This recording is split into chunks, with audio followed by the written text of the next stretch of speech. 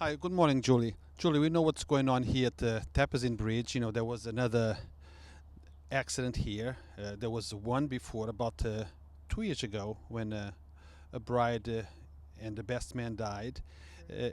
Can you tell us anything about it? Anything that you know about what's going on, about the light issues, anything that comes to mind? Okay, well, what I've heard is that the young man that was piloting the boat a couple of years ago that killed the prospective bride and best man didn't see the barge. Apparently, the lighting was within code, but inadequate. And Rob Astorino said yesterday that it's one of the things they're going to look at is whether those barges are adequately lit for the amount of traffic. This is a working river. Barges, ships, boats, constantly, all day long, 7 days a week, running up and down this river. And with the construction now on the new Tappan Zee Bridge, it's very important that they beef up the safety issues so this doesn't happen again. One man was pulled from the water yesterday. There are two more missing, and the tug is on the bottom in 40 feet of water. And I think they're going to pull it up today. So, is there anything that you know about yesterday's event? Do you know how it happened? Anything at all? You've been here for a while, I guess. What is that you know? I came to do the river walk, which I do several times a week. It's beautiful along the river. I love the water. I honestly don't know how it happened. I don't even know what time of day it happened. But the fact is that it happened, and it's become a dangerous situation.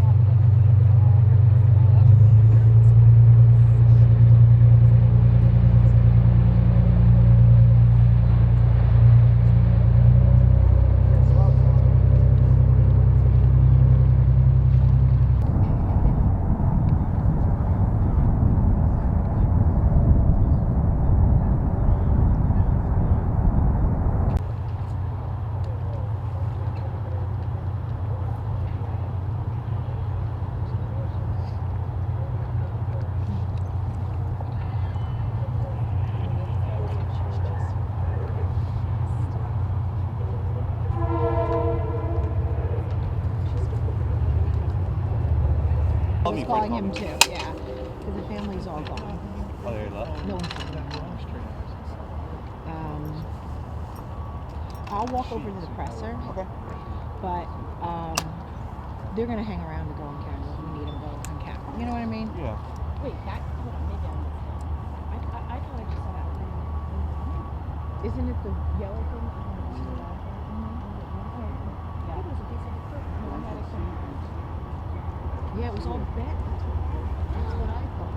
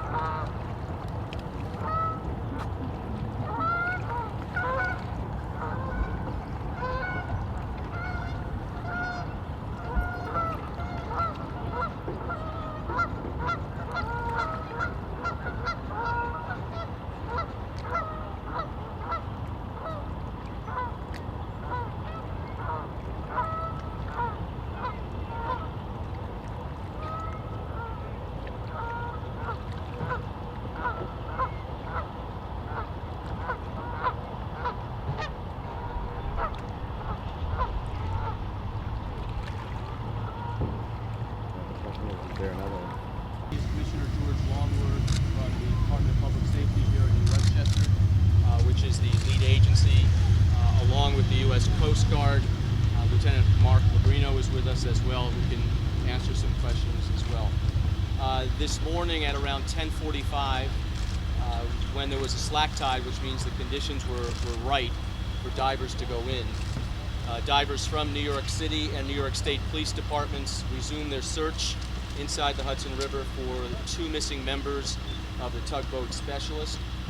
About a half hour later, at 11:18, the body of one of the crew members was recovered.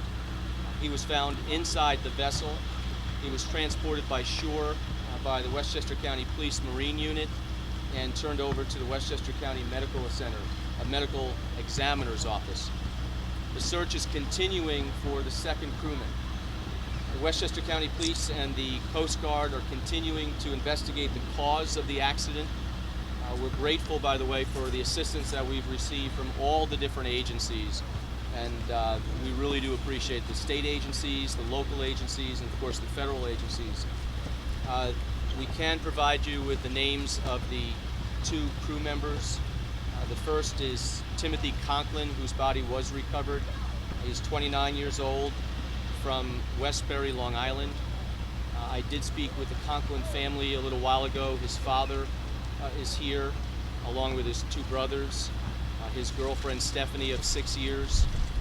Obviously, this is a moment of such sadness for them, and the last thing that they would think of is to get a call that their son or their brother or their boyfriend was killed in an accident. Ironically, one of the brothers said to me that his brother Tim called him a couple days ago and was actually concerned about this voyage because he felt that the tides and the currents were very, very strong. And so he was concerned about this trip, but obviously the trip continued. The other person's name is Harry Hernandez, 56 years old, from Staten Island. Mr. Hernandez's body has not been recovered at this point. We're not sure if the body is still in the boat. The divers are going to resume and continue the process of trying to get in. The boat itself is 90 feet long and suffered some significant damage. And so the Coast Guard can talk a little bit about the recovery and the salvage of that boat. But right now it's still very difficult to get inside, and they may have to pull it up. So at this point, the third body, I should say, has not been recovered. For all those concerned, the family members, friends of the deceased, we just want to say on behalf of the County of Westchester and all the agencies involved how sorry we are about something like this. The investigation will continue as long as it takes to reach a conclusion of what happened. Lieutenant, I don't know if you wanted to talk about the potential of recovery of the vessel. Certainly. As stated, the dive is still underway for the recovery and of the second crew member. The boat did sustain some significant damage, so we're not sure as to the extent of the dive operation and its ability to locate the second member. Following dive operations, we'll continue with pollution control and to try to mitigate the pollution of diesel fuel in the water. Once that's underway, they'll develop a salvage plan to bring the vessels to the surface. Once the vessel's to the surface, the salvage team will be able to determine if the second crew member is located within the vessel. What can you tell us about the conditions and what divers are facing? Currently, last conditions, divers mentioned that it was about 6 inches of visibility. The current on top and underneath the surface of the water is fairly significant. That's why they can only dive during slack tide. What time did they go in this morning?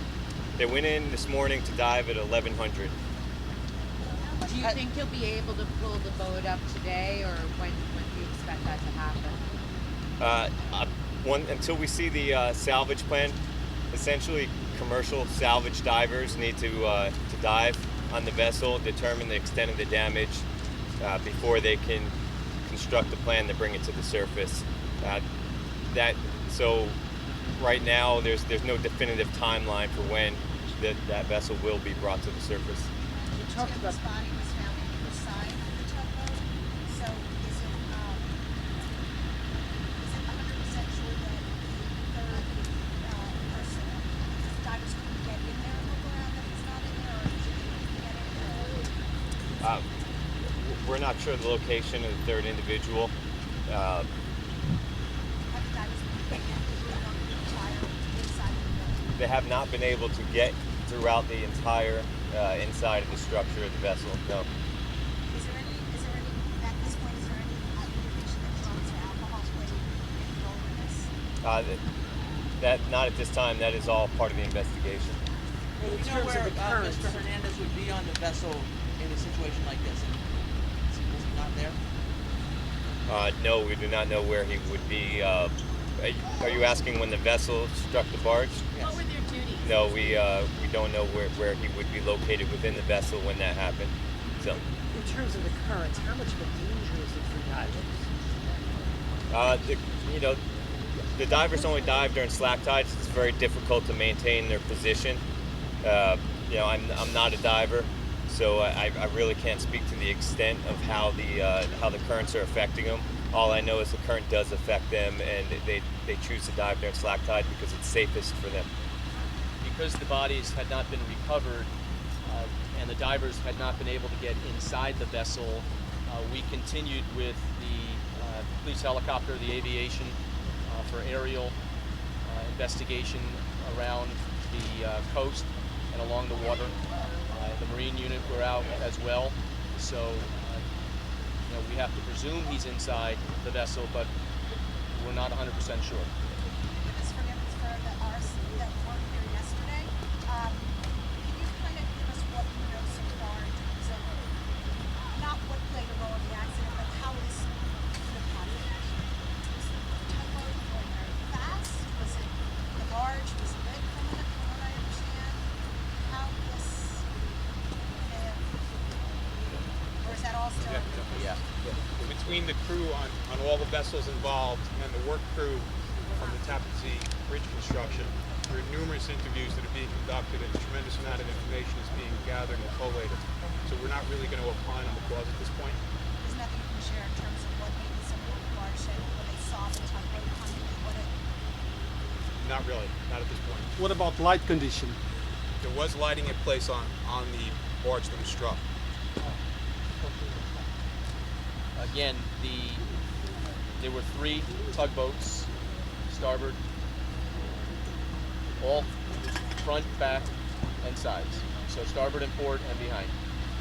The one on the right, or the starboard side, hit the stationary barge, and that's what caused the significant damage, which sunk the boat 40 feet into the water. And that's where it rests right now. So as far as the investigation goes, there was radio communications, which they're also going through to determine what was happening, when it was happening, the visibility clearly, and all of that is being taken into account. So the investigation, even, and hopefully that the body is recovered today, but even as that progresses, the investigation continues and probably will not be wrapped up for several days. Are any of the victims found wearing life jackets, and if so, what does that tell you about the final minutes on that tugboat?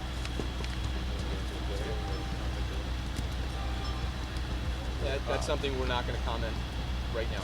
That's part of the investigation. It must have happened quite rapidly. Can you give the duration from accident to full submersion? Again, there's conflicting accounts that the ship went down, within 10 minutes, while other witnesses say it lasted longer, 20 to 25 minutes. So we're trying to sort all that out. When is the next slack tide to dive again? It's approximately 3 hours away. To your question, I will say that the individual that was recovered from the water was not wearing a life jacket. The individual that was covered from inside the skin of the tugboat. This morning, yes. But the other one was? The other person was? I do not know. What's the skin of the tugboat? Was that Inside the structure. what part of the structure is it? He was located in a passageway just inside one of the starboard entryways. Close to a door that deep in the belly of the ship? It was fairly close to a door. And is that where you would find a life preserver? Can we down take in one that more section? question, please? I'm sorry. Go Is ahead. that where you would find the life jackets, down in that section of the boat? There are life jackets in various positions on every boat. We can't specify particularly where in relation to the nearest life jacket. And what was Mr. Conklin's role on the ship?